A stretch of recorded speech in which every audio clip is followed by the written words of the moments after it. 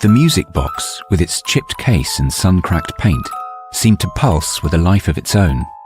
On its top, the ivory ballerina tilted precariously to the left on the gilded lid, defying gravity. Lisa had stumbled upon the weathered treasure perched on a bench outside her house. She immediately noticed that the key to activating the lock on the device was missing. Though this was the most intriguing treasure she had discovered on her evening explorations, a mysterious force held her back from picking it up. She remained crouched in front of the music box, tilting her head to take in its details. Oh, wonderful. Isn't that great? What a great voice. What a wonderful voice. Yeah, that is Nick Hill of nomagnolia.tv, who will get on here sometime, but I told him about Oleg and the book project, and he volunteered to make that trailer. So that was the trailer for the actual print.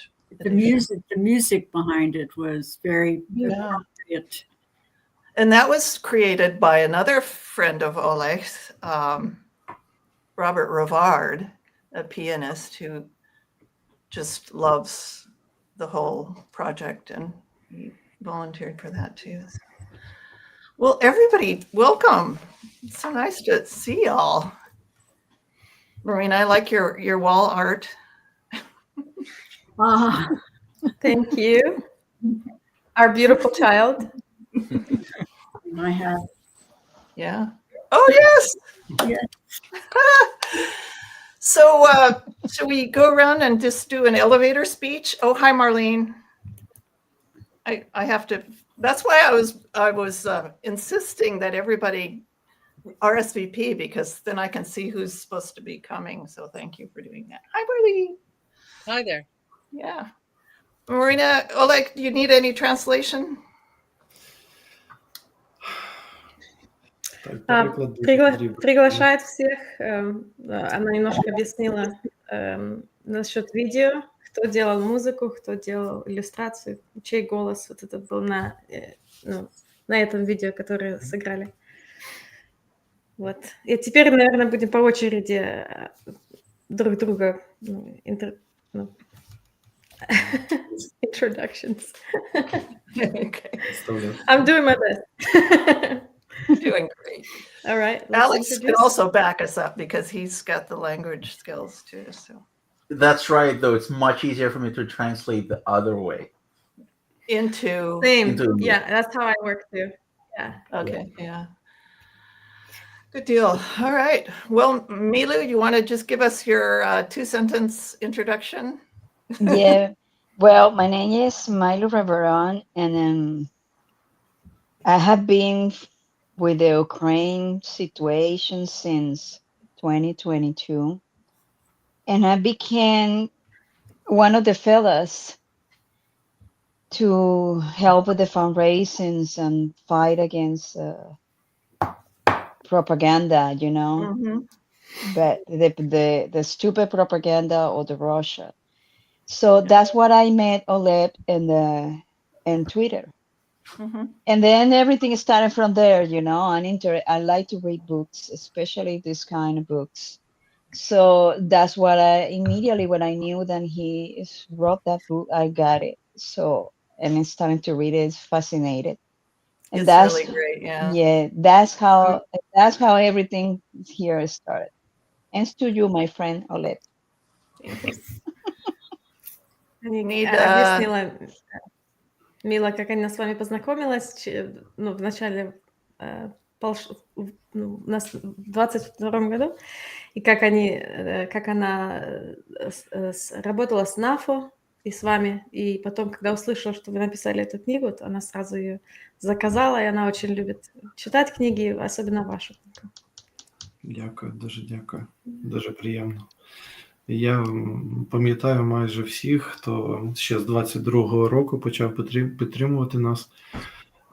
Здається, що перші публікації у мене були пов'язані з поїздками до Миколаєва, коли Росія окупувала Херсон, перекрила воду до Миколаєва, і ми возили воду туди фурами. І тоді, здається, я і почав роботу безпосередньо в НАФО. Я пам'ятаю перше відео, яке я записав. Я просто у Твіттері натрапив на таких дуже смішних собачок. От, і я запитав у Алекса Бонда. Вау. That's my fella. Так, That's my fella. That's от, it. і, Now, Ryan might not know about the fellas. Well, we're going to have to indoctrinate him. і Алекс мені розповів про цю Yeah, a little спільноту bit, НАФО, yeah. і він мене Yeah.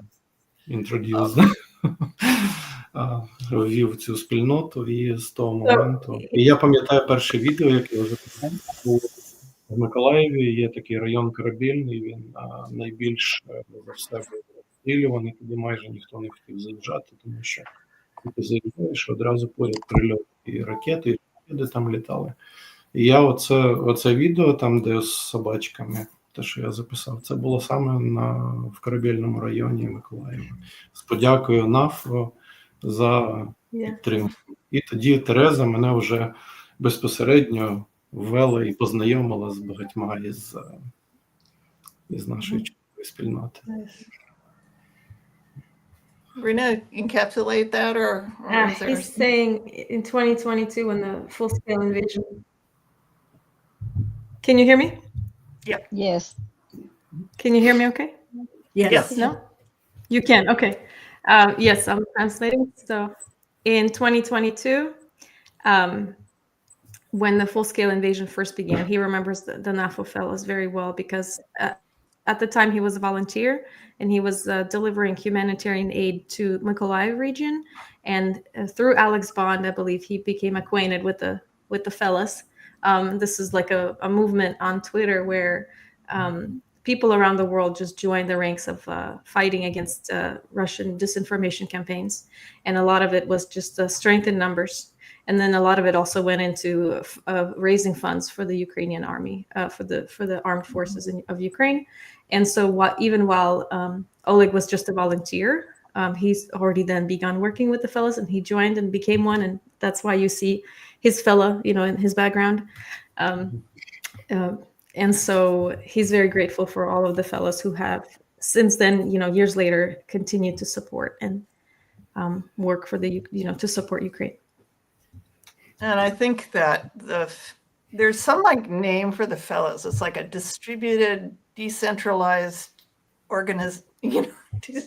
There's an official name for it, and I can't remember it right now. Of course, it's North Atlantic Fellow Organization. Yes, right. That's the second level understanding of it. Yeah. Anyway, it's little dogs, Ryan. Yeah, it follows NATO.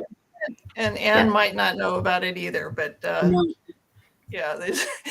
Anyway, Ryan, you want to tell us? And I know you have to leave early, so let's. If you need me to run anything, I think I can find it, or maybe you can. Yeah, I'm Ryan Page. I'm the I run PageVox Studio, which is an creative production company focusing especially on audio and especially on audio books. And I got on board with this project in July when Charlotte sent me a copy of this amazing book. I read it in one sitting, and it was just so in me to say we should do something together with this. And so we've spent the last 2 months pretty consistently putting together a project to fundraise for the audiobook, a full cast book with music and sound effects and everything for this first book. And it's pretty magical. Huh. Yeah, thank you. Marina, do you want to, do we need to translate? Translate, yeah. Рассказали. Марина, я зрозумів. Okay, he understood. Іноді я все можу зрозуміти, а іноді якось у мене. Perfect. Не вистачає He's on it. He's with us. Yeah, so his English is getting better. Big news is that it's Tuesday, right? 28th, 29th, 30th. Tuesday, we launch our Kickstarter, which we've been talking about earlier with Alex, who's running one now. And this will fund the audiobook.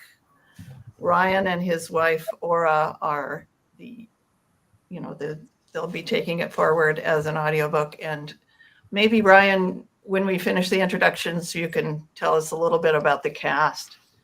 Oh, I'm happy to. Sure. Yeah, sure. Okay. Let's see, who do we have next? Oh, Anne, you want to introduce yourself briefly? And Sure. I'm Anne Spielberg, and I'm new to your group.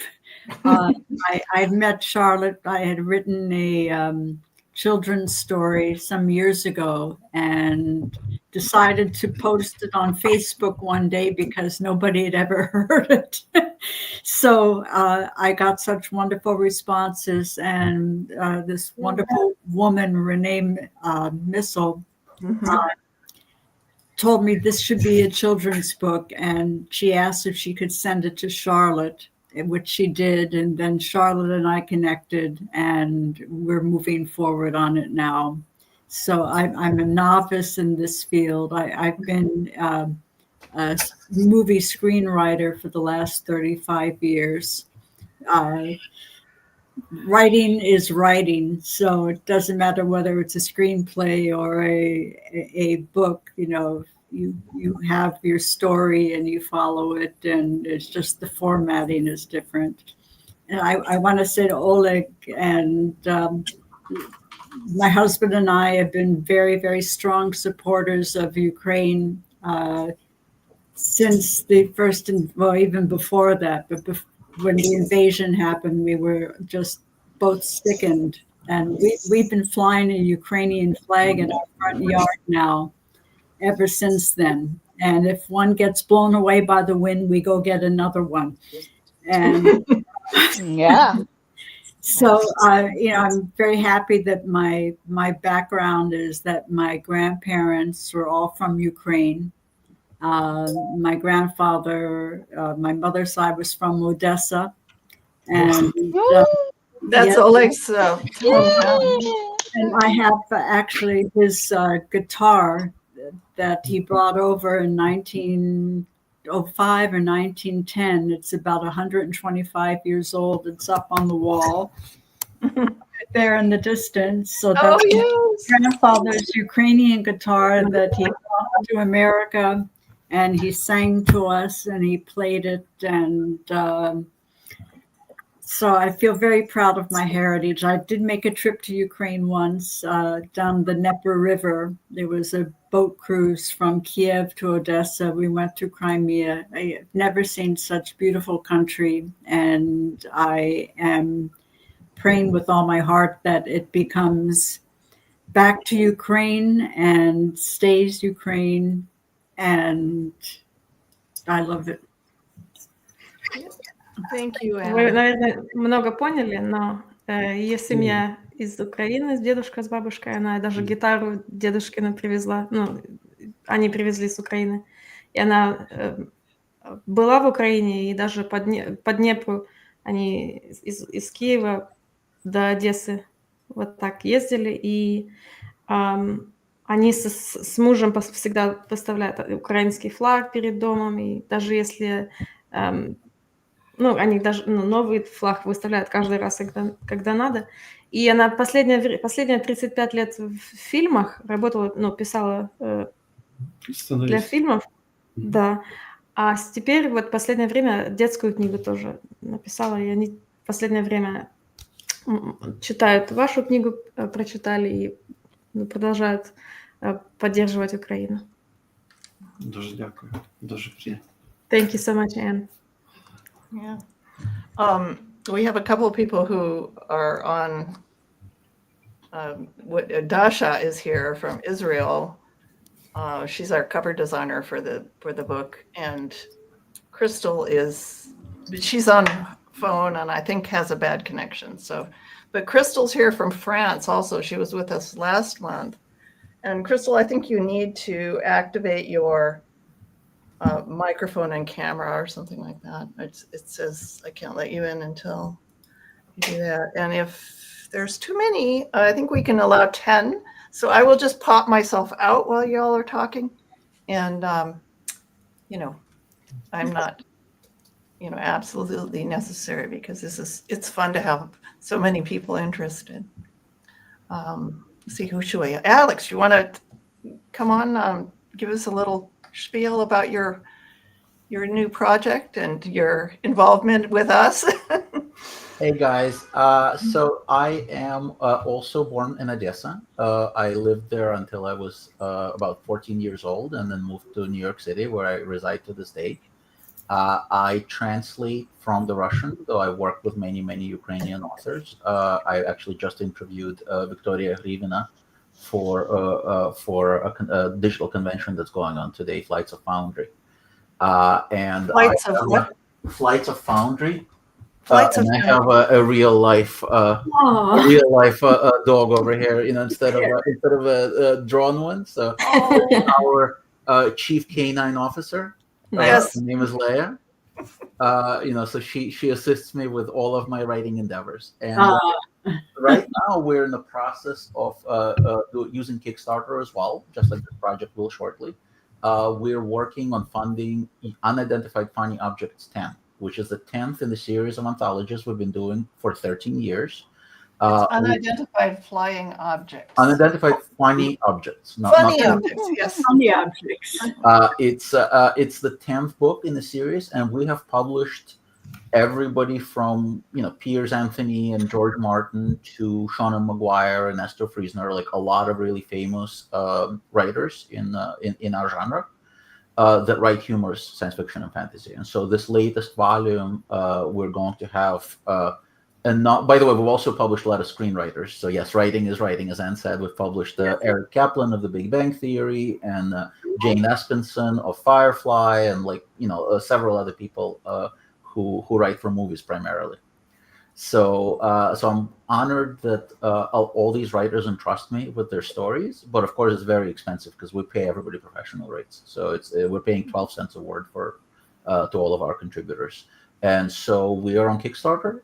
We are doing pretty well. We're like 65% there. So we just need that final push to reach our actual goal, and then hopefully raise a little money on top of that so that we can buy even more stories. And we'll have an open submission window in December. We'll announce it as soon as the project funds.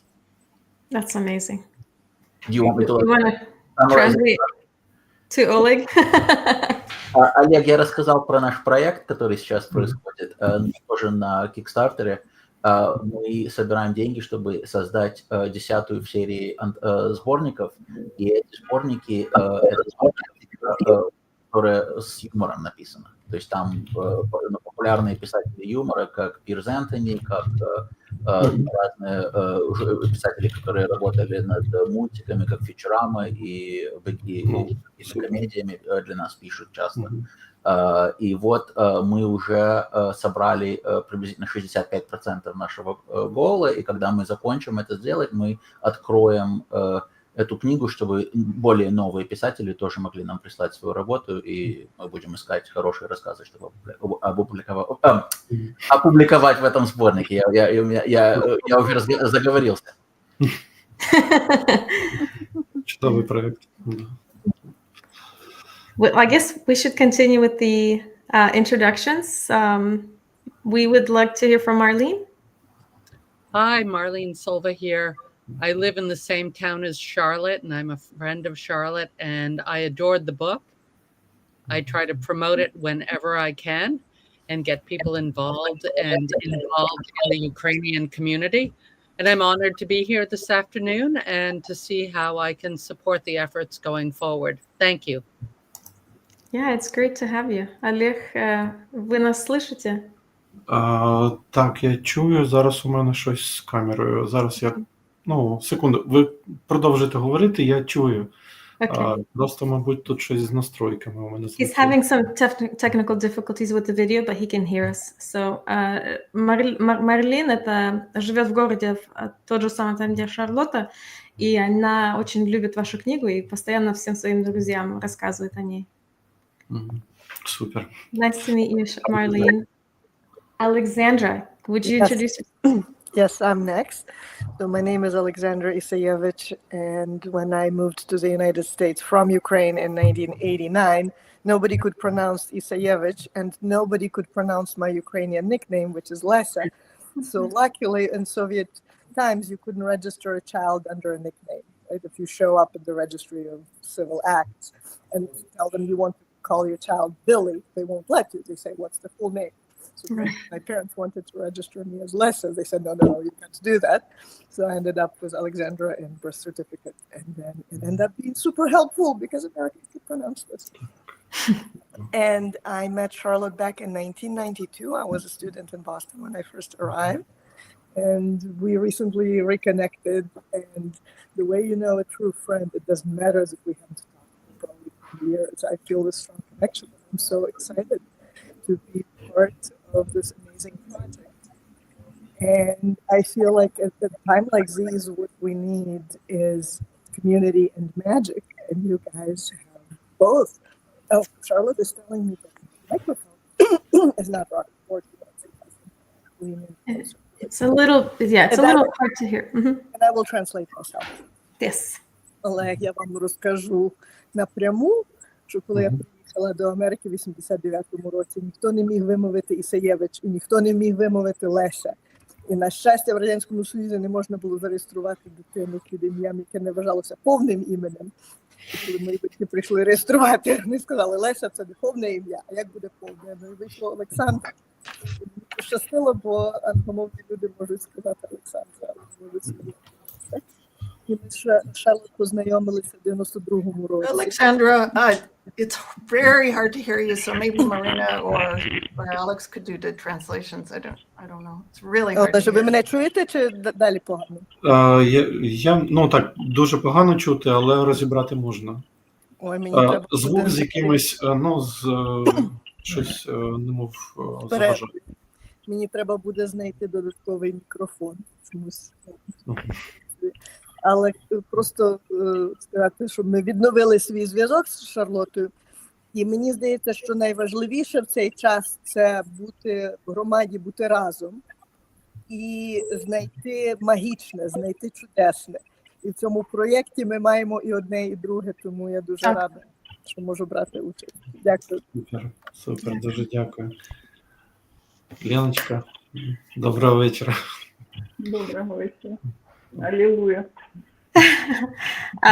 Well, Charlotte's back out again because we have a couple of new faces joining us. Helena is the illustrator for book 2. We're going to have her introduce herself, and then the remainder of us. So, Helena, расскажите немножко о вас, и я переведу для всех. У меня медицинское образование, я физиотерапевт, реабилитолог давно всю жизнь. So she has background in medicine, actually. Расскажите, как еще раз, работа какая? Я медик, физиотерапевт, реабилитолог. Rehabilitation. Okay, thank you. Physical therapist. And then all her life, she's just been drawing. And so for book 1, we had a different illustrator that Oleg has found and identified, and we continue to use those illustrations. And then now for book 2, we have Helena. Расскажите немножко про вторую книгу и как вы с Олегом начали работать вместе. Мы с Олегом знакомы 4 года. Я читала его первую книгу. Просто в разговоре мы общаемся периодически, поэтому я сама пригласила и сказала, что мне бы хотелось попробовать. Excellent. Я попробовала. So Oleg and Helena have known each other for 4 years. She read the first book and she absolutely loved it. And she actually pitched herself as the illustrator for book 2. And she suggested, I'd like to give it a hand. And so this is where we are at the process. Actually, I'm not sure if everybody here is aware, but now that book 1 has been published, I am working on finalizing translation of book 2. And so we brought Helena on board. Yes, thank you, Ryan. As the potential illustrator for book 2. So, Helena, приятно вас с нами иметь. Если вы... Приятно, наконец-то. Yes, we're finally here together. I know we're all coming from all different time zones and places, and on from one planet, from all over the world. So it's all really great to have everyone. Let's have Dasha. Dasha, introduce yourself. Yes, I'm here. I'm so sorry because I have a technician problem with my camera because it's now I'm in country Moldova. It's now.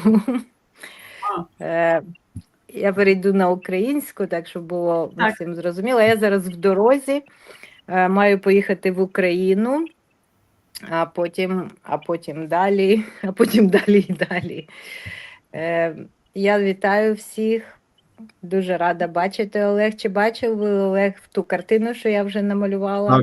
Так. Мені Шарлот пересилала і Маріна пересилала. Я просто в захваті від... ви бачили вже кінцевий варіант? Мені здається, що це кінцевий варіант. Так. От, і я пересилав моїй доньці, я, можливо, говорив, здається, я говорив раніше, вона також за фахом, вона художник-гример, і вона дуже, все, що пов'язане з творчістю, малюнком, живописом, це вона дуже в захваті від цього всього, і цього не вистачає, вона зараз працює в компанії, яка створює якісь ігри для телефонів там, і вона просто там займається розробкою персонажів. І їй дуже не вистачає оцих всіх малюнків і так далі, і так далі. І я їй просто пересилаю роботи Олени, я пересилав ваші роботи, і вона ж там аж підстрибує, ще показуй. Їй дуже подобається. Я переведу быстренько.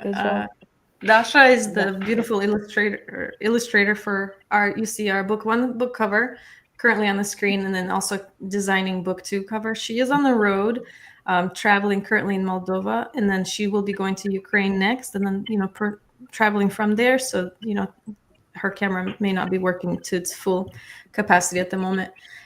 But she did beautifully design this, and then she also painted a stunning piece for us, a painting that encompasses the cover, but also much more, the themes from the book.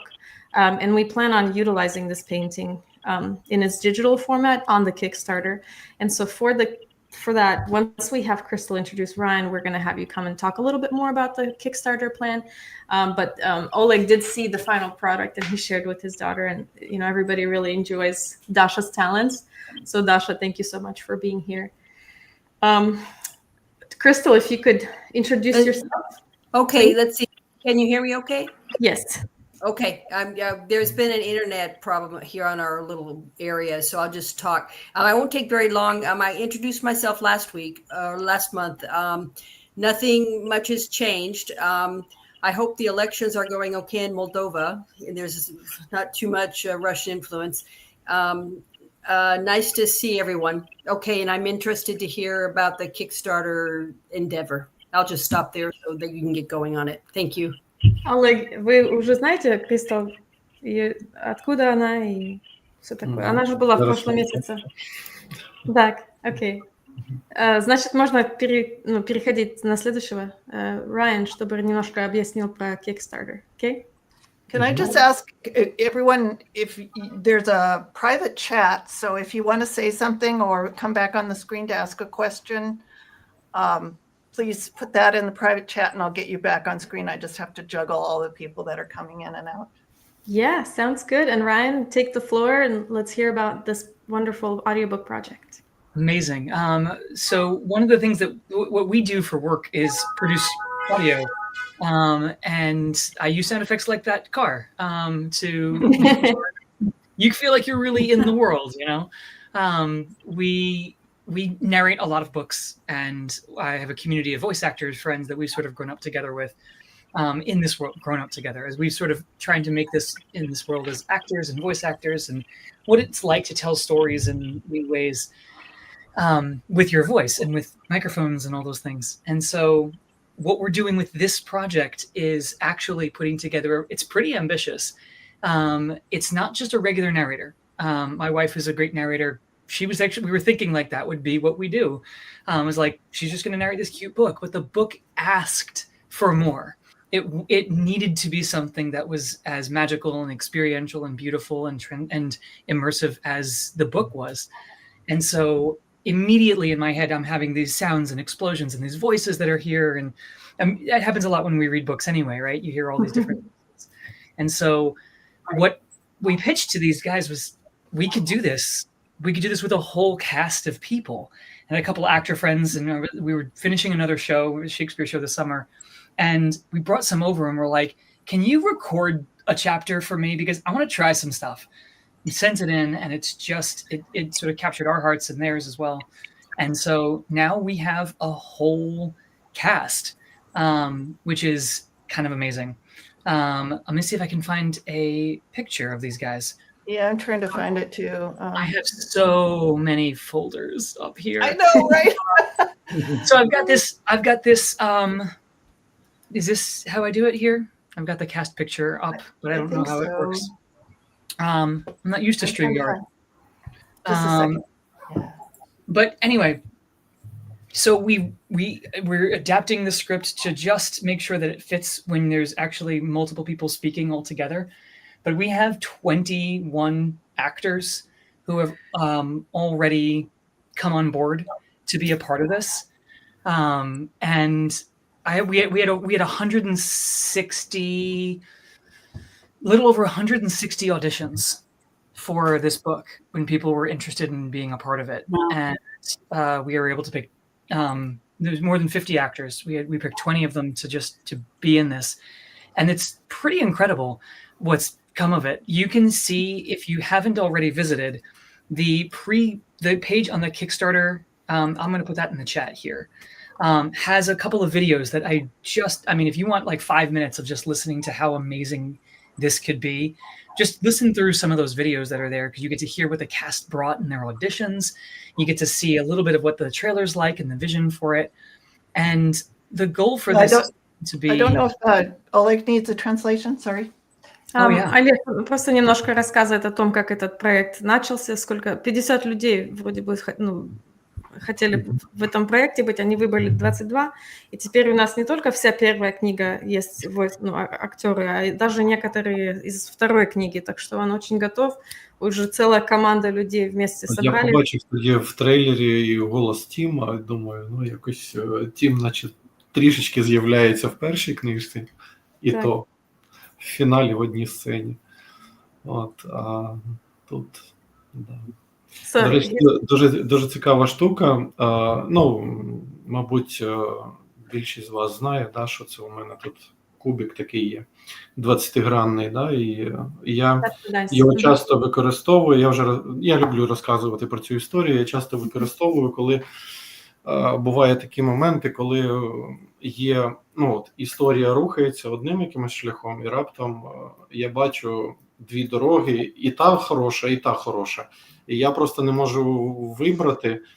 І тоді я починаю думати, накидаю собі там коротко, а потім думаю, а ще є третій варіант, ще четвертий.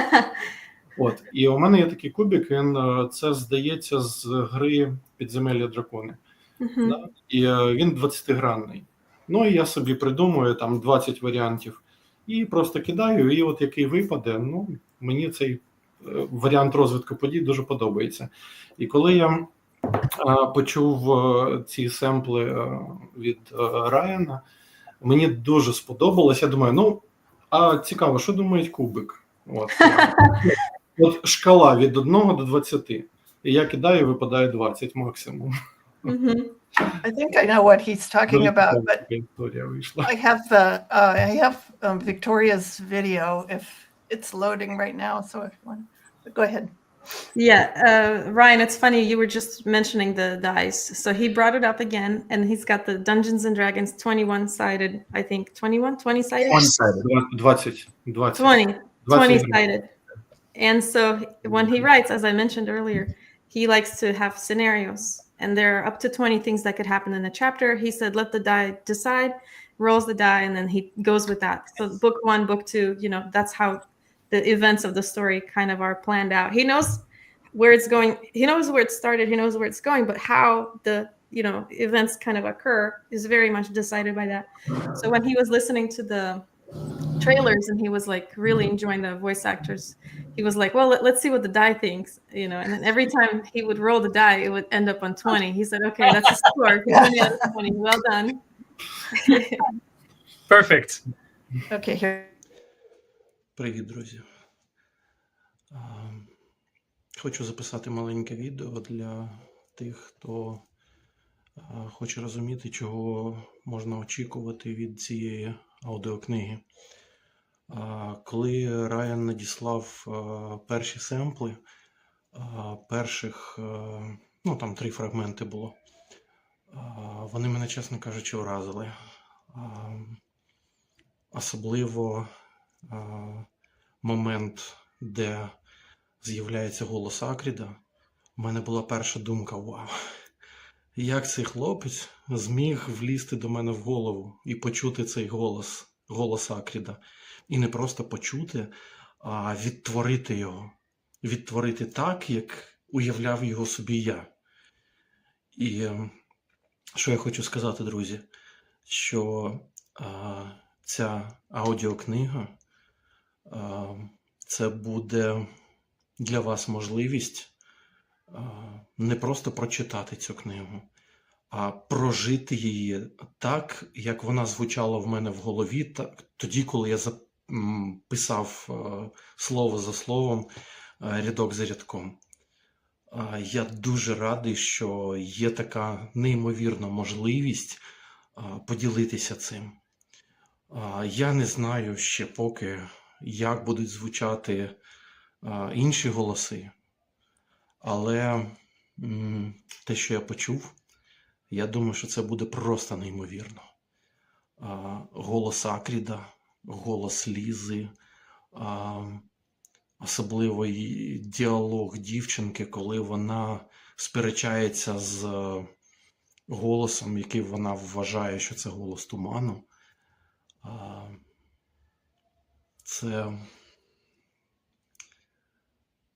Це просто треба почути. І я впевнений, навіть якщо ви 3, 4, 5 разів перечитували книгу, то для вас є крута можливість пережити її заново з новими емоціями. І якщо ви просто будете слухати її в наушниках, закривши очі, я гарантую, це буде такий ефект, немов ви пішли в кінотеатр і раптом просто вимкнули екран, а звук продовжує йти. Я думаю, що це буде... All right, can you guys hear me okay? Yeah. Since the closed captioning got cut off, just the format of the video didn't fit to the screen here.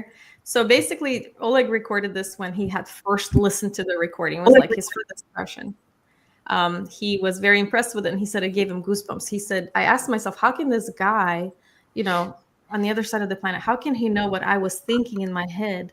How can he read my thoughts, about this character? Specifically, he's talking about the voice of Akrid. How can he know that that's exactly what I had in mind when I was writing this character? And it really gave him chills. He said, you can read the book 1, 2, 3, 4 times, but you'll never experience it this way until you listen to the audiobook, because it's one thing to read the story. And in this case, this is very much like an experience. You're in it. You're in the story. You're hearing the voices. You're hearing all the sounds. And he was extremely impressed. He said it's as if you go to like a movie theater and you close your eyes and you're experiencing the story. That's what the audiobook is. Every single element of a film, except the visual part. And so, he was just, very impressed with it. He said, I can't wait to hear all the other characters. And this is before he heard the other voice actors that we got to hear later on. So he's a huge proponent of this project, very big believer, and very excited that like our story gets to live on and take on these different shapes, and it stays true, to the essence of where it started when Oleg first conceptualized the story in his mind. And that's what he really wanted to stress, is that, Ryan and his team, Aura, you guys are doing such a wonderful job staying true to it and taking it to new places at the same time. So thank you for that. It's the most exciting. It's the highest honor to have the author say, "Yes, that's what was in my head." It's perfect, right? And so we're really excited about what's going to come, and I think it's a really transformative experience. I was posting today that it's hard for us to lose ourselves in books these days because the world is asking more and more and more and more of us all the time, and it's such a privilege to be able to carve out the number of hours it takes to sit quiet and read. But when you get a book like this, to be able to give that to you, you can get lost while you're driving, while you're cleaning, while you're doing other work. And it can just put you in this world where you feel like you've had and lived that experience along with Lisa and these magical creatures. So we're excited about what can be possible. We just have to get it over the finish line. And we've got all these actors. I can't get their pictures up on screen. I tried to share it, but it's not working. You will see it on the Kickstarter though on Tuesday. Everybody who wants will see it on the Kickstarter link. Check it out, share it. We're going to post about it all the time, and we're wide open to chat about it. We're going to be posting lots of updates, and so if there are people who have questions, have them write to us about it. And we want to stay live and engaged to be able to answer questions and to get people really excited about what the possibility is. Oops, am I off? There we go. No. This book deserves to have it come to life in this way, and it's gonna be great, just amazing. Он очень рад, что у нас есть такая возможность именно с этой историей, с этой книгой работать, потому что пока мы живем в мире, который не позволяет нам. Oh, can you guys hear me? Yes. Okay. I'm just doing my best without a technical direction. Не позволяет нам слишком много в истории входить и жить в историях. Но вот с аудиокнигой будет возможность ехать в машине и все равно в этой истории жить. Или там что-то делать, заниматься, работать, а все равно есть возможность жить в этой истории. Так что он очень рад, что именно ваша история, и такой проект именно с этой историей. Мы очень рады. Мы все очень рады. Hi, Kelly. Let me see if I can run this little video of Dasha's.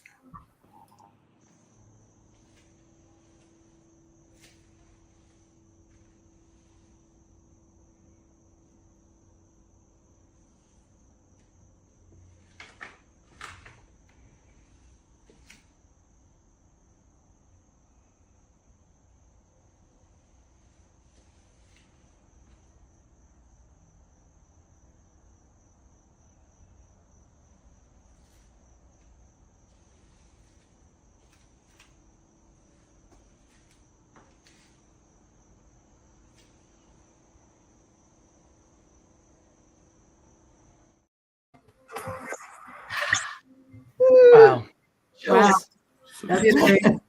That's great. Beautiful. Yeah. So we're going to take a high quality, high definition photograph and make some limited edition prints. Anybody need a translation? Вы поняли, так была картина, которую Даша написала для вашей первой книги, вот эти темы. Мы будем делать скен, и потом эти картины можно потом отдавать как для Kickstarter, те люди, которые нам будут со второй книгой помогать, мы будем им отправлять копии, так что как подарочек. Let me see if I might have to kick someone out briefly and put Dasha in. I actually have to go because I have a panel starting in 10 minutes. So Alrighty. I'm going to kick myself out. It's very good to see all of you. And be sure to tag us for your Kickstarter so we can help you and each other. We'll cross post. Thank you. Absolutely. Yeah, we'll definitely we'll make once yours goes live. We'll do a cross post. Thank you. We'll take care of it. I have a question about Kickstarter. Okay. So it's a very almost irrelevant question, but I tried to get onto the Kickstarter for Oleg's book, and when I pushed to join, it required a password. And how does one You just have to create an account. It's a free account, and then you'll be able to support Kickstarters anytime you want.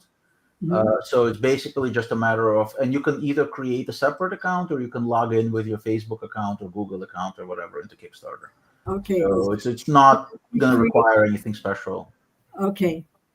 And you should just put like your password is Charlotte made me do it. Yeah. or don't tell us your password. Don't tell us your password. Please. The password is don't tell us your password. That'll work. That'll work. I love it. All right, Okay. bye everyone. Bye, Alex. Thanks for coming. I actually have to leave too. It was much love.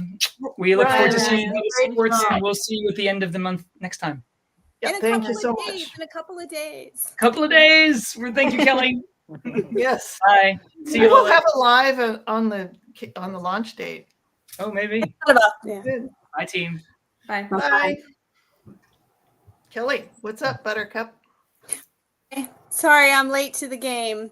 But anyway, this is as fast as I could get here. I was trying to listen on the way on the road before I got home, and for some reason, technology was not my friend, so I missed the beginnings. But hello to everybody, and hi, Mandu.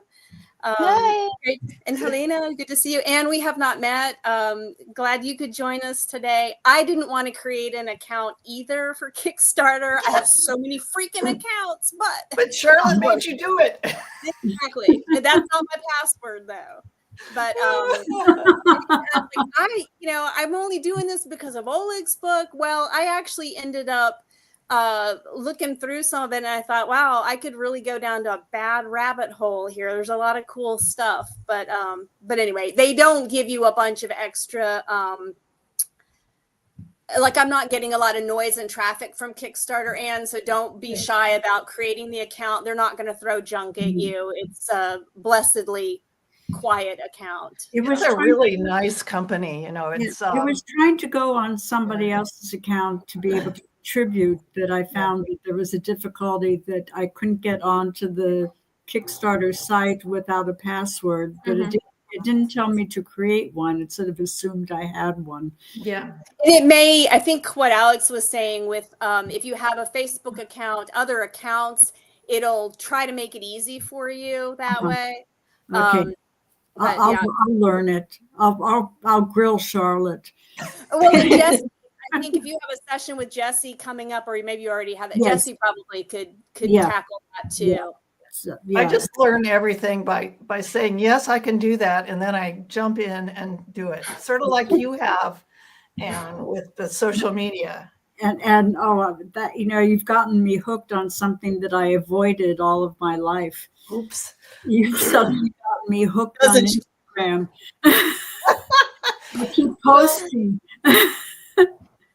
See, I resisted. I haven't let her lead me down that path yet. But Charlotte's persuasive, but she knows what she is. I did Facebook a little bit, and suddenly now I'm on LinkedIn and Instagram. Yeah. Well, as much as I don't I'll translate a little if that's okay with you all, so Oleg doesn't get lost a little bit. Олег, они просто говорят насчет Kickstarter. Я не знаю, если вы пробовали нажимать на этот линк, там надо сделать аккаунт, надо записывать email, надо паспорт. И просто некоторые вопросы имеют здесь люди, которые насчет, как именно пользоваться Kickstarter. Ну, а потом начали говорить, что это типа как Шарлотта нас заставляет на интернет, надо заходить туда и сюда. И Энн говорит, что она на Инстаграм ее отправила, на LinkedIn, она теперь везде там на соцсетях имеет себе аккаунты. Так что это еще новый аккаунт будет.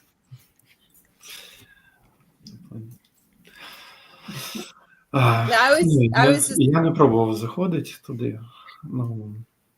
У мене взагалі тут в Твіттер зайшов, хіба що там обновив збор і знову працювати. Зараз дуже багато роботи, на жаль. З кожним днем якось ситуація складніша. Раніше якось більш зрозуміло було все, що відбувається. Наприклад, 22-й, 23-й рік, я пам'ятаю, як ще коли я був волонтером, їздив до лінії фронту, там якось було зрозуміло, що йде. А зараз, коли все більше і більше війна переходить у війну дронів, там тут Вчора проїжджали однією дорогою, все було нормально. Назад повертаємось, у нас був прильот прямо в нашу машину, там відірвало колесо, але, слава Богу, всі живі вийшли. Так що ніколи не знаєш, тобто все міняється буквально отак от на очах. От, тому якось на сторонніші ресурси мене не вистачає на все. Okay. He's saying that he's connecting with Anne in the sense that, like, he's usually also not very keen on spending too much time online, but he today had a chance to log into X, or used to be Twitter, because he wanted to let the world know his fundraiser was closed. So we were all really happy about that. Yeah. And then he would log in, he would post, okay, fundraiser closed. Then he'd go log off and then go to work. And then obviously, you know, as a working with the armed forces in Ukraine, he's a lot going on. And warfare has been kind of moving in the direction of drones more so than anything else. And so he said, we can be driving down one road one way and it'll be fine. And then on the way back, they could be hit with a drone, which they did. And thankfully, everybody's safe. The drone hit the car wheel, but everybody was able to okay. So Still life is happening so fast, and so, you know, when he gets a chance, he logs in and checks in with people and lets them know what's going on. But for the most part, he's out there. Yeah. And Oleg's first book, or his book in the original language, was, I think you posted it on Facebook also, did you? Yeah. So that's kind of like what Anne did with her manuscript. Very similar. Вы сначала выставляли ваши главы на Фейсбуке, да? Вот каждую неделю или сколько раз? Там була дуже цікава історія з цим. Я просто для себе вирішив, я до того ніколи не писав казки. Мені завжди хотілося попробувати, але у мене трошки інший напрямок був, те, що я писав. І для мене дуже важливо було, як це буде сприймати аудиторія. А також є така штука, іноді ти знаходиш собі все, що завгодно, чим завгодно займатися, але не сидіти, не писати. От. А тут я поставив себе просто в жорсткі рамки. Я виклав перший той момент, там, де Ліза зустрічає Джонатана і знаходить шкатулку. Я опублікував цю главу у Фейсбуці, і я написав, що тепер кожної п'ятниці, тобто по п'ятницям у нас буде як серіал такий. У нас чітко в п'ятницю о 8 вечора у нас виходить нова глава. І на протязі цього тижня люди могли обговорювати, що відбувалося в попередній главі. Також перев'язувати, якісь пропозиції робити, там якісь щось додумувати, а може так буде, а може так буде. Це було дуже цікаво спостерігати. Шкода, що вона не залишилася в Фейсбуці, тому що коли книга вже видавалася, в оригінальному виданні, то видавець мені порадив прибрати все те, що я публікував з Фейсбуку, і, звісно, і пішли всі коментарі. Хоча це було, мені дуже шкода було видаляти, тому що ці коментарі, вони дуже цінні були. Там, почему надо было удалять? Простите, объясните, зачем удалять? Тому що не треба було, щоб... Публікація значилась, так, окей. І люди ж у нас дуже цікаві, деякі люблять, наприклад, брати якісь куски, і поки ти ще не оформив авторські права, вони вже собі щось там на якісь конкурси відправляють. Таке було. Я бачив один конкурс, був дуже цікавий такий, і я побачив трошки змінену історію із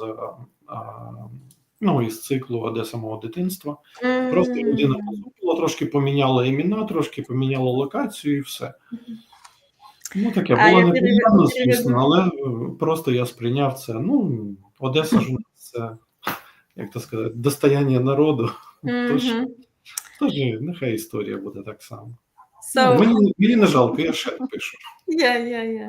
So Oleg is saying the interesting thing about the first book is that he kind of used Facebook as a means to really communicate with his audience. So he published chapter 1 he said every Friday I'll be doing this. So he published chapter 1 on Facebook, and he was just giving people a week to like interact with that chapter, give feedback, leave notes, and so on. And he really was looking forward to this opportunity to really talk, to his audience and hear back from his audience and really take their feedback and implement suggestions and so on. And he said, this is how I also kept myself accountable to, like, I have to have a chapter ready by Friday because they'll be expecting it and they'll be, ready to give me notes. And so by the end, when the book was completed, and his publisher at the time was telling him, it's time to take it all down. Like, we can't have the book, published on Facebook if we're going to be publishing it through the publishing house. And he said it was very sad for him to lose the comments. Oh, yes. The comments were the most important part to him, because it was the comments section that shaped the book, because the people were telling him, this is what we want, this is what we can't wait to learn more about. And so just like his dice, it's the comment section on Facebook that really helped him develop the story. And so he also wanted to protect the privacy of his book, because he said at one point he might have seen a part of his story submitted somewhere on somewhere else. He's like, this is my book. So yeah, he misses the comment section on Facebook. Yeah, I did too. I took mine down also after I found Charlotte. Thank you. Just those comments. Yes. Well, it's been really wonderful hearing from everybody and Oleg, and I wanted to give people a chance to ask any more questions. Kelly, you haven't had a chance to squeak very much, but how's your goose doing? Oh, I had to leave the house yesterday. I had a goose follow me home while I'm walking two of my dogs, and a goose decided to follow us home. That's Anne's new children's book. It's the goose. Chloe and the goose. I have some beautiful drawings that Helena could use to illustrate it. In fact, or pictures rather. But yeah, the goose followed us home despite my two very excited dogs, and stayed for about 24 hours. But I had to leave and go to physical therapy yesterday afternoon. And I have a video of, I called her Ginny Goose. I have a video of Ginny Goose running down the driveway after me, honking as I left. And I was like, oh. I got to the end of the street and I could see in the rearview mirror, she's sitting in my yard still. But by the time I got home, she wasn't here. And when Christopher got home yesterday evening after work, he actually drove to the neighborhood. Like, we're both really sad that she's left. Yeah, I don't know. I don't know where she came from. She's very, very tame. Absolutely delightful, and I couldn't help but to post on Oleg's fundraiser. It was very. That's why he closed. That's why he closed it. На вашем фандрейзере Келли оставила фотографию гусь один там. И она говорит, это откуда-то, не знаю, откуда он пришел. Он ко мне домой пришел, за мной, она его накормила, потом в следующий день его нет. Ну, окей, до свидания. Но эта фотография она поставила нам фандрейзер, и теперь фандрейзер закрылся. Значит, что-то помогло. You're very lucky, Kelly, that it was a friendly goose, because I had one experience with the goose that he chased me until I had to jump up into a tree. I only have two bad wildlife experiences. One is with snakes that end up in my house. And I mean, not bad things happen, but that just, I don't want them in my house. I'm fine with them going to my house. Yeah. And the other being when I was 3 years old, my mother beating a goose on the head with her pocketbook because it bit my thumb and it would not let go of my thumb. Oh, yes. So I'm actually scared of geese. So but this one just, it decided to follow us home, and it was super sweet, but it liked my hair and it kept eating my hair. Oh. Where do you live, Kelly? In North Carolina. Можливо, вони щось знають. То гуси, то єноти, то калібрі. Я не знаю, там здається, цілий зоопарк буде. So, Anne, good question, because Oleg is saying wherever she lives, there's always some kind of animals. There are always a story of an animal. And Kelly, oh my God, the turtles! The turtles!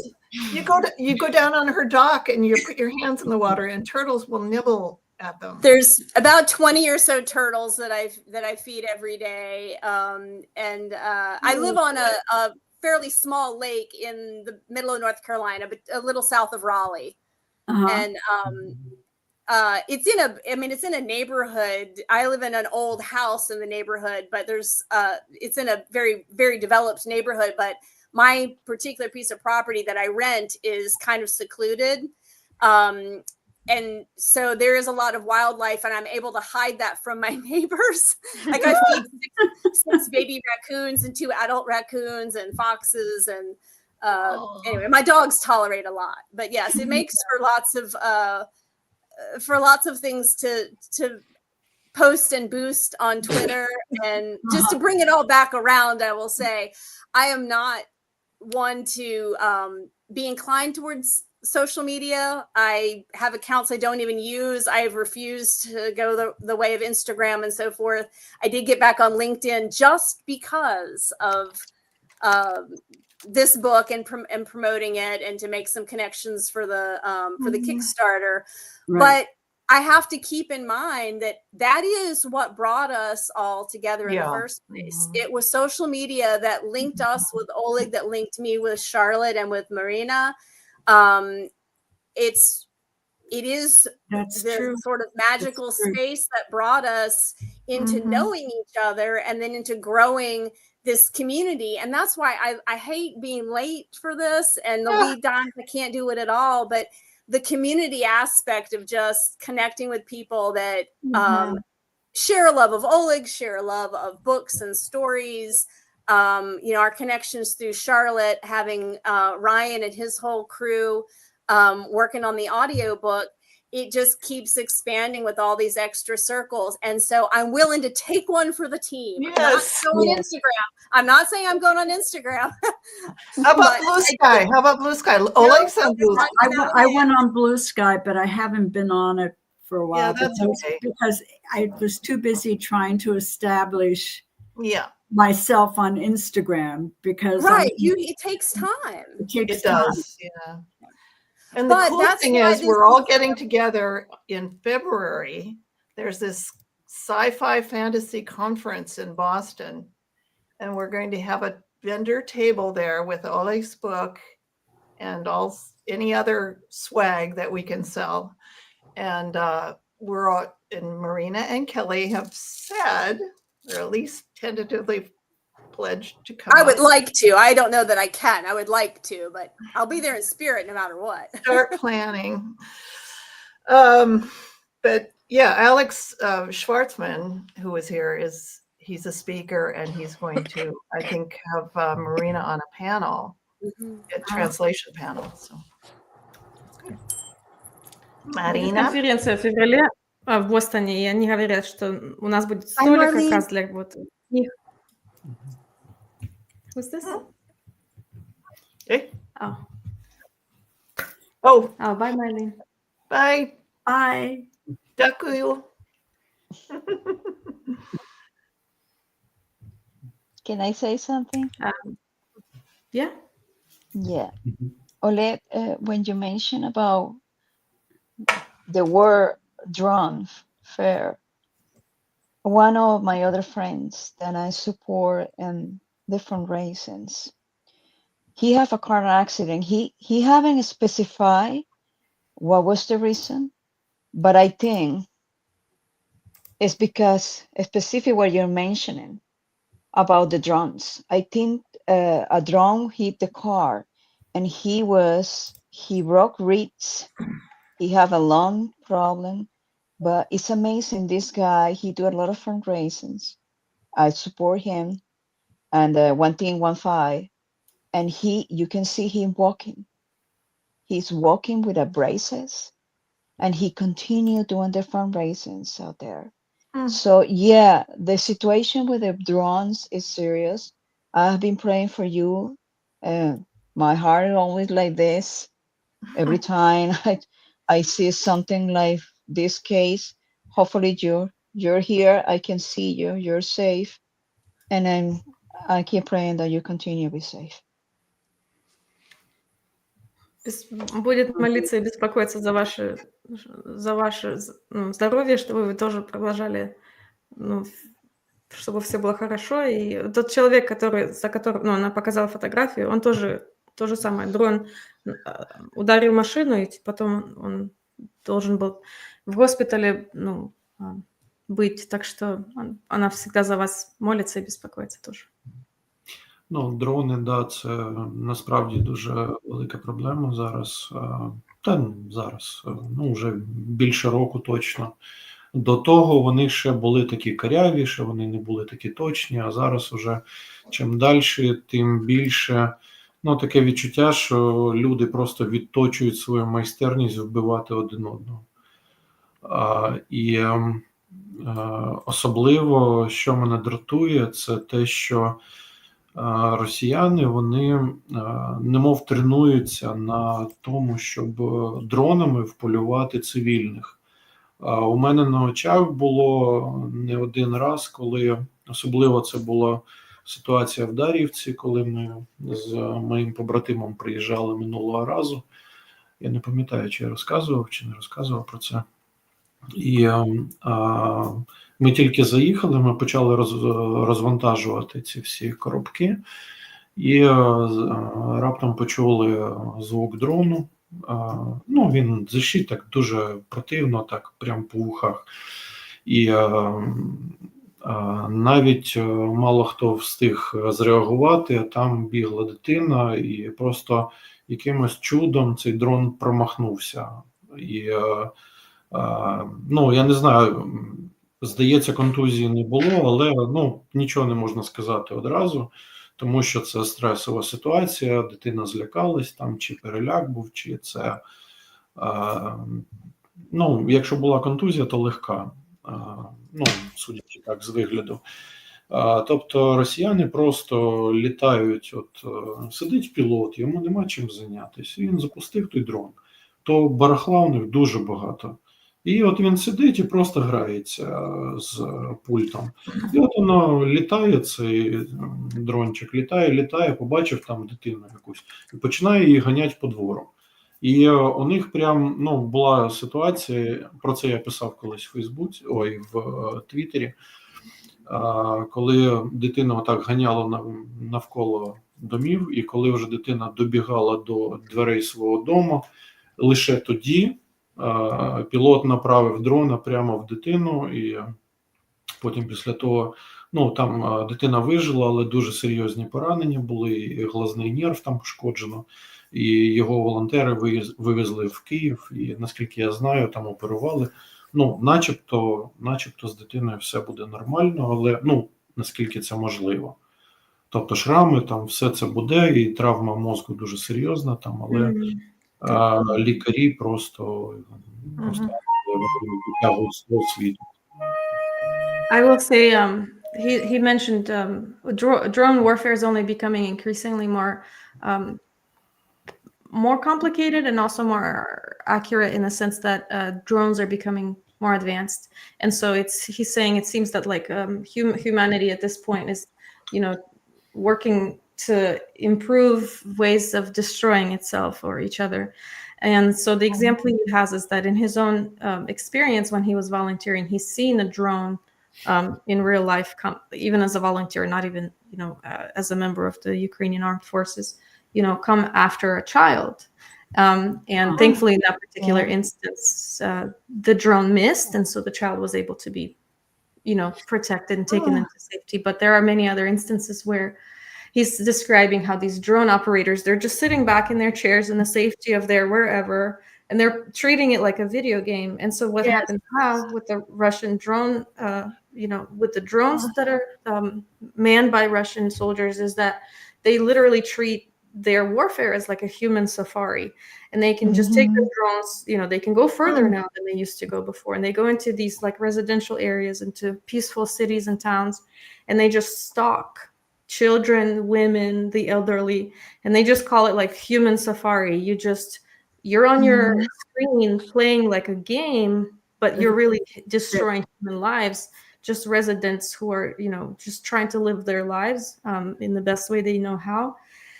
And he said that in one particular instance, there was a case where a drone was following a small child home, and even by the time the child was able to come back to their yard and almost escape, that's when the operator just threw the drone, right at the child, detonating it. That's torture. While the child was able to survive, there was life-altering impact. And so this is just one really ugly side of drone warfare in the past year, even just how quickly they're advancing and how far they're able to travel and how much more damage they can. It's as if you don't have to take responsibility, whoever. You never have to look at the person in the face. No contact. It's just you and your joystick, Right. Yeah. Yeah. That's a very good point about the gaming society, and that a lot of the age of the younger folks that are fighting in this battle have grown up. I did research years and years ago related to media violence and the impact, particularly on children and youth, and not in the gaming sense that, gaming really wasn't big at that point. But I think that's a very, very good point that you make, and that not being able or not having to have the direct engagement like that really removes it from a sense of responsibility and agency. Right, which is what social media does too, unfortunately. Yeah, unfortunately. Unfortunately. Слишком много времени на компьютерах, слишком много времени на играх, и потом люди забывают, что это не просто картинка, и ты играешь игру, а если ты... Там же є настоящі люди з другої сторони этого екрану. З одного боку це так, але з іншого боку не треба забувати, що ці люди, якщо можна їх людьми назвати,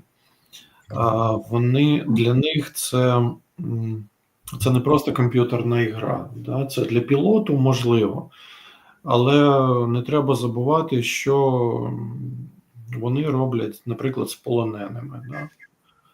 Для них, наприклад, ми знаходили їхні телефони, в яких були записи і так далі, перехоплювали розмови.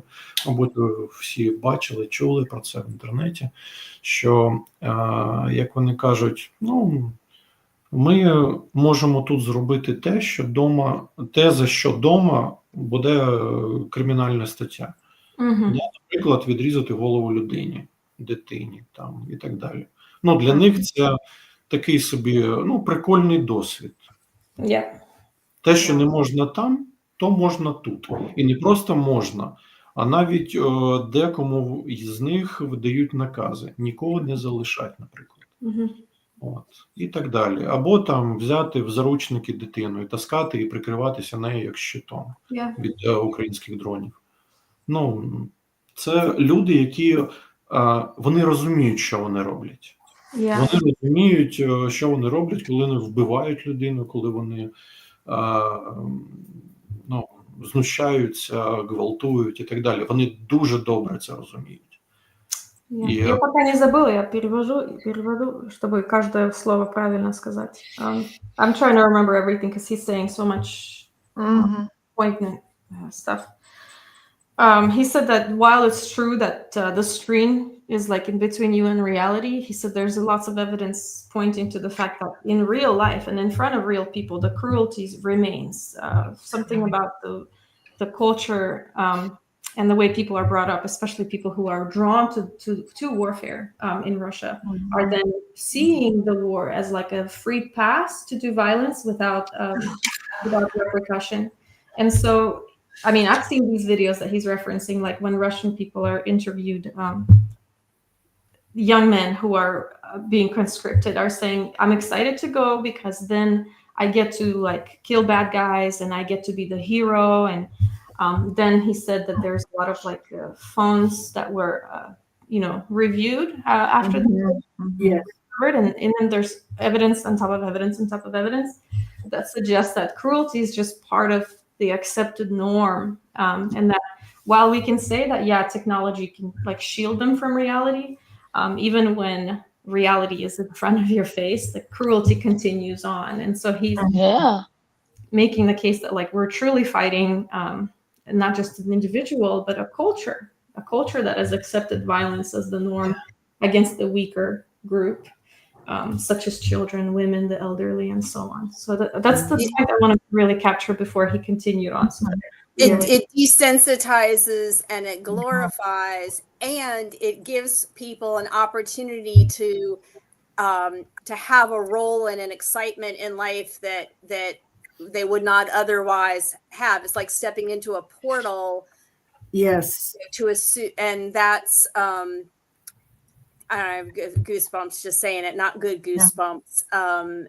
That is a very dangerous and dire thing to be trying to fight against, because it's just it's like almost like mindless evil in a way. And it's spreading. It's spreading, and it's taken hold in this country too. Oh yeah. Yes. Well, you know, and we live in that situation here. Is we are on the verge to be the most evil country ever. Yes. You know, it's just terrible. And the fact Well, I'd like to say something positive, and I'm going to tell on Oleg, because he is taking all the royalties from this book and giving them and creating a fund for children in the deoccupied areas, which were devastated by Russia, Kherson and elsewhere. And he and his friends, brothers, take the gifts and things that the children need for school and things like that. So he's taking all the profits from this book to just giving them back. His big humanitarian heart. It is. That's So that's a big theme in the book, and you can see why it's a theme in the book, because that's who Oleg is. Yeah. And that's really what brought our community together to love him in the first place. We didn't know he was an author, and when we first started following him, we didn't know he was an author. Yeah, me neither. I didn't know. You know, I just follow him as one of my fellas. You know, now one of my races that I support all the time. But as soon as I knew about the book, I say, "Oh wow, this is fantastic." Yeah. So, you know, it's just a labor of love and a wonderful, inspiring project for me, and I think all of us. Yeah, that's what I post in Twitter the other day. I say, Oleg, if the majority of the human beings were like you, with your heart, compassionate, we wouldn't be in this mess right now. No. Maybe the forces in the book can clone some Olegs. Yes. Well, there's magic to be done. Yes, right. Yeah. And that, coming back around to the social media thing, that is what I try to keep in mind. I wish I could be on and engage more than I do. I don't have that big of a following. I don't think I'm terribly effective, but I try to do what I can. And I'm trying to reach out to people that aren't necessarily about Ukraine, aren't necessarily about the book, aren't necessarily, to expand the reach and the circle, because that's what we need for the books to be successful, for the Kickstarter to be successful. It's all about letting people know. I mean, we started as a small group of followers with Oleg, and these circles keep growing and expanding. And this is where the magic works. The magic keeps tapping us into other circles of people. And now I have good goosebumps. This is good. You have the goosebumps. I hadn't forgot about that. No offense to my dear Ginny Goose, wherever she may be. But that's the magic of this is, and I think that's kind of like a humanitarian heart thing too. You do good because there's good to be done, and it's the right thing to do. And that's kind of how we, I think, are approaching this in terms of the social media, the outreach and stuff. You never know when somebody you're going to connect with or meet with or mention this to is going to turn out to be somebody who can really help amplify stuff, or it really speaks to their heart, or one of the big benefits that I've had has just been the broadening circles of, I mean, I'm looking at this screen and I know there's many people on this screen who have family or they themselves are under threat with what's going on in Ukraine. So it just kind of helps bring it all back home again, and the reality of what's going on for everybody, whether it's ugly stuff here in the United States, but the ugly stuff that's going on in Ukraine and for our beloved friends there. So community is the heart of all of this, I think, and it's why I'm here, why I think it matters. So I love you all. And giving positive messages when you can. Yes. And that will make change. It might be slow moving, but it will make change. Sorry, I'll shut up. So the reason I put Fairy Book Mother here for Kelly's title is that she just does everything, and she plugs in at the right time. Is incredibly eloquent. Kelly, your postings on social media are genius. They're authentic and fresh. I can't think it. It's just if it comes out. Don't put me on the spot because I won't be able to do it. If you guys don't mind, so that I can get to Oleg. Yeah, sorry. Они очень рады, что мы все как бы друг друга нашли, и все, которые мы здесь рядом, сначала нас нашли вас, а потом друг дружку нашли. Ну, с моей стороны, Шарлотта вас нашла, потом меня, а потом вместе познакомились. Ну, вот она говорит, я смотрю на всех нас, и много из нас именно эта война или наших семей, или наших родных, трогает именно так. То, что именно... простите, я очень стараюсь. Уже устаю. Но в том, что мы все вместе здесь, в этом месте, потому что мы хотим, чтобы добро выиграло через, чтобы зла больше не было или в Украине, или здесь, в Америке. Просто очень страшно сейчас смотреть на вот именно политику и на все другое.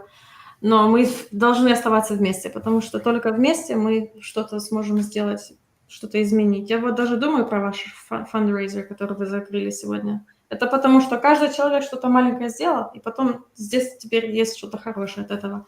Так что будем продолжать вместе держаться и дальше трудиться, даже если страшно.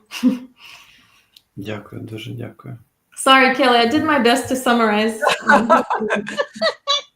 Yeah, it's great. Well, we're at an hour and a half. Я вибачаюсь, мені вже час, тому що ще їхати 2 годинки, так що... He has to travel 2 more hours. He has to go. Okay, oh my God.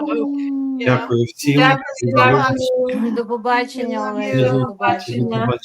And we're going to have a group hug in Kyiv or Odessa Odessa. Yes. In the victory. Дякую. Be safe, please. Дякую.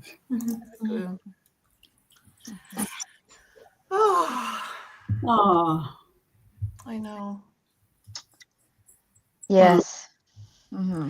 Anybody have another thought before we wind down here?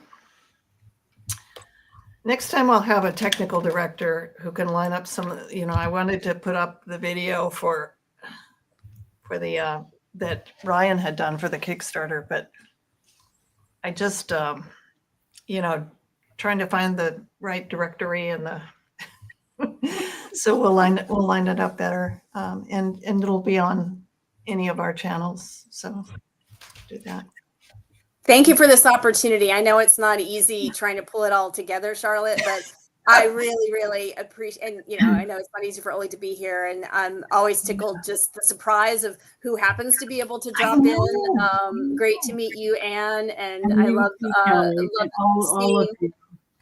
Yeah, well, let's stay in touch, and I guess we'll keep these up every month. We thought about going quarterly, and then we just had too much to say, I guess. Yes. It's community matters. I do think. Yeah. None of us will be able to do it every time. 2 o'clock is pushing it for me time wise, so I'm always probably going to be late. Yeah. But I think the opportunity for this community matters, and we sometimes have intentions about what we're going to talk about or what we're going to present, and sometimes it works and sometimes it doesn't. But we're never at a loss for, things and ways. Yeah, I can do it, but when I'm trying to run the, moderate the discussion and, juggle people in and out, and we had more people than ever. That's good. Yeah, That's to have. But we want you to I'll translate for Helena, if that's okay. Yes, thank you. So. Helena, простите, я по-украински не очень плохо, не очень хорошо могу перевести, но просто они объясняют. Вас не слышно. А так? Да, хорошо. Они говорят, что мы встречаемся здесь каждый месяц, но иногда трудновато понимать, сколько людей будет, если это слишком часто. Мы сначала думали, может, сначала 4 раза в год, но теперь решили все-таки каждый месяц встречаться и пообщаться, и даже поделиться там, как у всех дела, там немножко про книгу. Да, это приятно. Да, и мы очень рады, что я вижу, вот вы даже сейчас рисуете, да? Именно для... Ну да, просто пока у нас нету тревоги, потому что прошлую ночь всю ночь нас бомбили, весь Киев и улицу целую разрушили, поэтому пока есть возможность, я это делаю. Okay, я переведу. She says she's very happy to be here and very pleased to get to join. And, last night there was a really huge attack on Kyiv and many other cities in Ukraine. And there was not a lot of rest. And almost an entire street got demolished. And there's, plenty of evidence online. I know I'm seeing it on X. A lot of the Ukrainian accounts I follow, there's recordings of this. And she lived through it last night. And tonight she's just glad there's no attacks, so she can just draw and listen and be with us, and I'm hoping she can get some rest tonight. So, может, надеюсь, сегодня вы отдохнете, потому что we pray for quiet skies. Yes. Тихое небо. Слава Україні. Героям слава. У мене є питання. Можна? Я могу по-русски, могу по-украински. Как хотите, да, давайте. Как вам удобно, я так могу. У меня есть такой вопрос. Я рисую много, и я участвую во многих выставках. То есть меня знают как художника, да? Я хотела бы спросить, могу ли я эти рисунки, которые уже готовы, запостить в Инстаграм, например, или Фейсбук? Или этого делать нельзя? Я могу это сделать без указания названия автора там и так далее. Просто поделиться, потому что получается, что у меня такой большой промежуток, как будто я ничего не делаю. А мы привыкли, что мы делимся этим всем. Я состою в сообществе художников. Я вот хотела узнать, могу ли я это делать или нет. So a good question from our illustrator, for Charlotte, I believe. She wants to know, is she able to share these images online that are about book 2, even without like any indicator of the titles or anything, or is this like strictly like 100% not able to go as content for her page? Because she says that she typically shares her art pretty regularly with her art community, but now she's kind of gone silent because of the drawings. I see, yeah. So if you can give her some direction. Yeah, let me think about that. I'd like to have the team sort of weigh in on the pieces before. I mean, if she doesn't say they're absolutely going to be published in a book or something. I wonder too if, and I don't know that Helena is referring to sort of showing things as works in progress, but maybe the development of a piece, but not the end product, so that we stay true when we're using some of these as Kickstarter rewards for the future, if the actual finished product hasn't been shown out there. But I don't know that that's going to feel like she's cheating her community, but just something to consider if we can talk about that in a team meeting too. Yeah, we'll have a team meeting shortly. But yeah, her community, just like what we're talking about, community. Yeah. Thank you for asking, though. Yes. Дякую.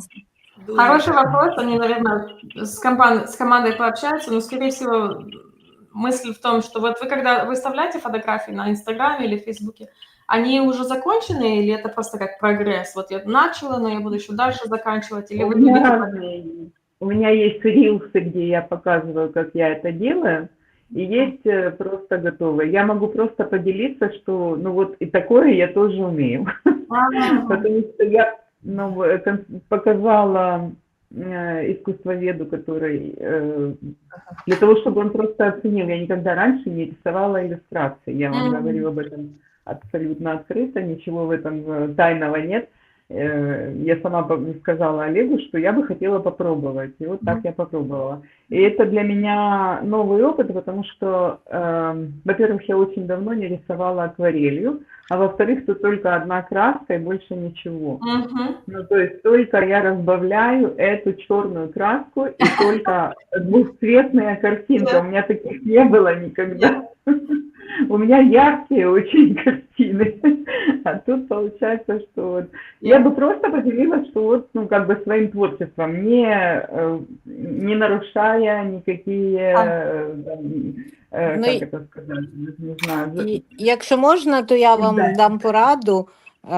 Не виставляйте якісь такі, можна якісь начерки виставляти, а кінцеві роботи не треба виставляти, бо їх... Якщо ви мені кажете, що зовсім не можна, то я їх не буду виставляти зовсім.